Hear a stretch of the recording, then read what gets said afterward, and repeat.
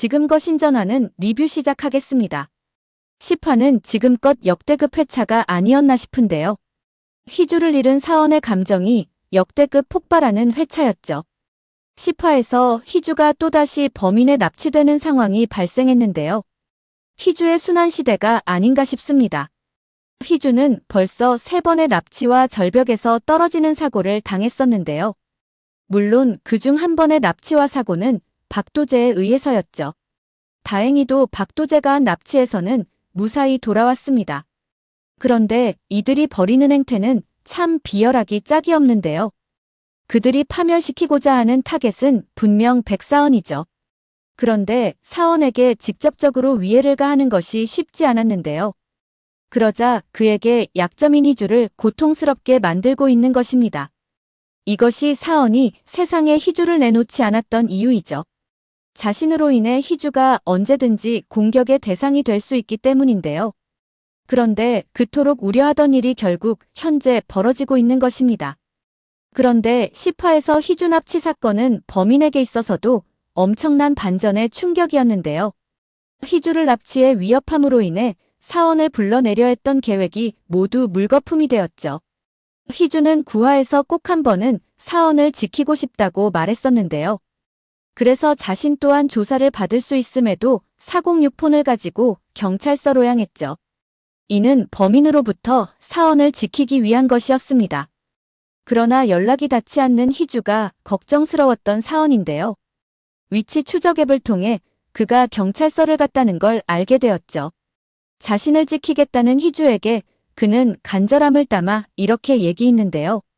자신 옆에 있으면 위험하다는 걸 알면서도 희주를 보낼 수 없다는 것이죠. 그리고 자신이 지금까지 살아갈 수 있었던 유일한 이유가 희주가 있었기 때문이라고 말합니다. 결국 희주는 406폰 반납을 포기하고 사원과 함께 돌아왔죠. 그런데 이번에야말로 사원을 범인으로부터 지킬 수 있는 유일한 길이라고 생각한 듯 보이는데요. 범인이 사원에게 전화를 걸어 희주를 죽이겠다고 또다시 협박하는 것이죠. 하지만 단 1초의 망설임도 없이 희주는 사원에게 이렇게 말하는데요. 자신이 꼭 한번 지켜주겠다고 말하지 않았냐는 것이죠. 절대 그곳에 오지 말라며 단 한 가지 이것만 꼭 기억해달라고 말하는데요. 사원을 정말로 사랑한다는 말이었죠. 이 말을 끝으로 희주는 차량 속도를 높이기 시작하는데요. 급발진하는 희주에 오히려 당황하는 쪽은 범인이죠. 미친 거 아니냐며 차량을 멈추라고 소리치는데요. 하지만 이에 아랑곳하지 않고 자신이 시작한 일이기에 자신이 마무리하겠다며 속도를 더욱 높이는 희주이죠. 결국 차는 가드레일을 박으며 호수로 돌진합니다. 이 모든 상황을 다 듣고 있었던 사원인데요. 갑작스럽게 벌어진 이 모든 상황에 넋이 나가버린 사원이죠. 이 사고 소식은 모든 언론의 뉴스로 도배가 되었는데요. 그리고 그 납치 피해자가 바로 대변인 부인이라고 전국적으로 알려지게 되죠. 사고 장소에서 희주는 발견되지 않았는데요. 더 이상 기다릴 수 없었던 사원은 결국 공개 기자회견을 하게 됩니다. 그가 말한 첫마디는 바로 이것이었는데요. 자신은 백의용 아들이 아니라고 말합니다. 순간 기자회견장은 술렁이기 시작하는데요. 이어서 사원은 현재로서 말할 수 있는 진실은 자신은 한 사람의 남편이라고 말합니다. 자신 부인은 홍희주이고 당일 인상착의에 대해 사진까지 띄우며 제보를 요청하는데요. 자신이 해준 것이 너무 없다며 제발 부인을 찾을 수 있게 도와달라며 눈물로 호소합니다. 울면서 하는 사원의 기자회견은 시청자들을 눈물 짓게 했는데요. 걱정과 불안 그리고 두려움이 총체되어 있는 그의 감정 연기는 보는 이들을 안타깝게 했죠. 그동안 꽁꽁 숨겼던 홍희주와의 관계가 드러나자 대변인 씨를 포함해 모두가 놀랐는데요. 과연 희주는 어디에 있는 것일까요? 아직 2화가 남은 상황에서 희주가 죽게 되는 새드 엔딩으로 끝날 리는 없을 텐데요. 원작과는 조금 반대 상황으로 이어지는 듯 보입니다. 원작에서는 사원이 기자회견장에서 그가 죽은 것으로 연출하며 아르간 공화국으로 떠난 것으로 나왔는데요. 모든 사람들은 사원이 죽은 것으로 알고 장례까지 치르게 되었죠. 뒤늦게 희주는 사원이 살아있다는 걸 알고 그를 찾아 아르간 공화국으로 떠났는데요. 그리고 그곳에서 두 사람은 만나게 되고 서로의 사랑을 확인하며 해피엔딩으로 끝났었죠.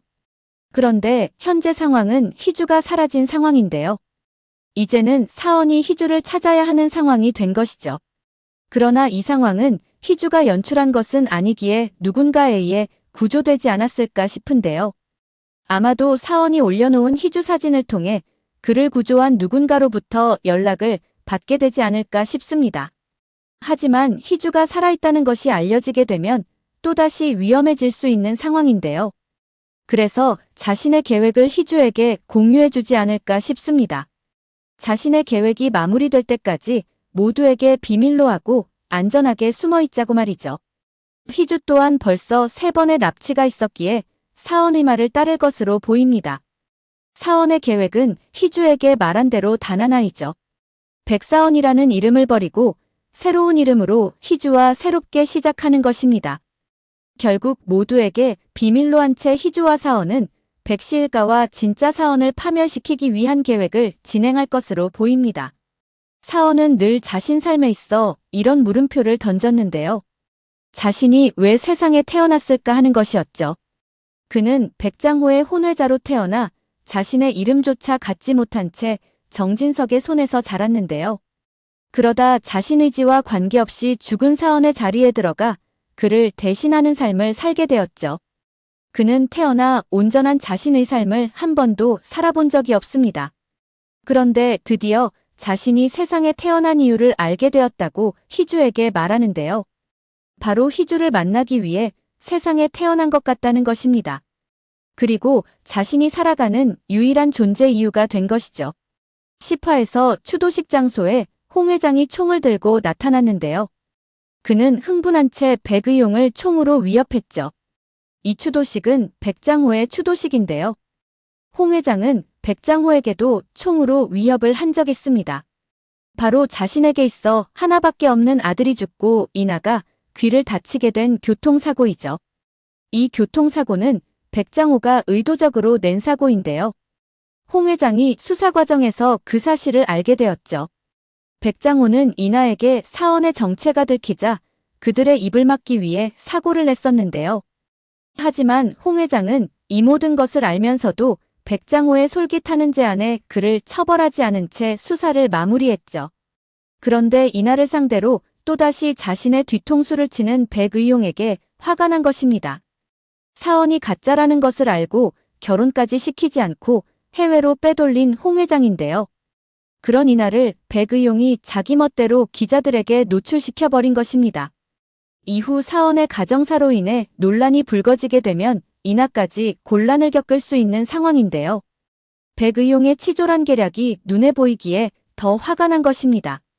게다가 죽은 줄 알았던 사원이 희주까지 연이어 납치를 하며 상황을 더욱 악화시키고 있죠. 결국 홍 회장은 의용과 손절하지 않을 수 없는 상황이 된 것인데요. 더구나 진짜 백사원의 등장으로 대통령 자리도 물 건너갔기 때문이죠. 이나 또한 희주를 돕기 위해 적극적으로 나설 것으로 보이는데요. 희주를 싫어하는 줄로만 알았던 이나였죠.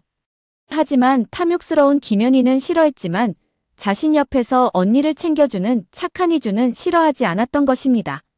이나는 자신 대신 어쩔 수 없는 상황에서 사원과 결혼한 희주에게 미안한 마음을 가지고 있는데요.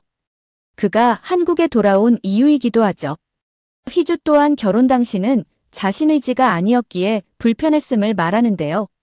하지만 모든 것을 알고 있는 현 상황에서 사원을 선택한 건 자신의 선택이라고 말하죠. 그리고 자신은 진심으로 사원을 사랑하고 있음을 이나에게 말합니다. 아마도 이나가 사원이 새로운 삶을 살 수 있게 도와달라고 홍 회장에게 부탁을 하지 않을까 싶습니다. 그것이 자신이 희주에 대한 부채를 갚는 길이라고 말이죠. 희주 또한 친딸은 아니지만 어찌되었던 자신의 딸이기 때문이죠. 아마도 홍 회장이 사원이 다시 재기할 수 있게 도와주지 않을까 싶습니다. 그리고 완벽하게 자신의 뒤통수를 친 백장호에게 복수를 하려고 하지 않을까 싶은데요. 그동안 모아두었던 그들의 비리 증거를 사원에게 넘겨줄 것으로 보이죠. 원작에서도 결국 백의용과 심규진은 사원에 의해 감옥에 가게 되는데요. 진짜 사원 또한 현재 사원에 의해 죽는 것으로 나오죠. 결국 탐욕에 눈이 멀었던 백씨 일가의 모든 치부가 세상에 드러나면서 부부와 진짜 사원이 나란히 감옥에 가는 결말을 맞이하지 않을까 생각됩니다.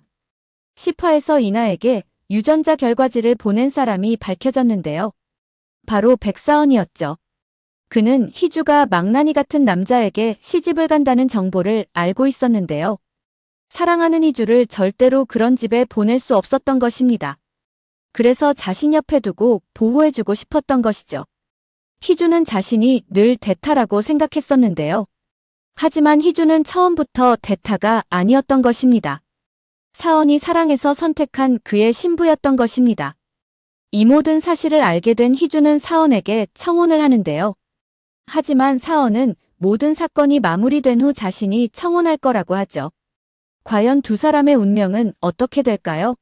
11화 예고편을 주지 않아서 내용이 어떻게 전개될지 몹시 궁금해질 뿐입니다. 오늘 영상은 여기까지입니다. 구독, 좋아요는 언제나 제게 큰 힘이 됩니다.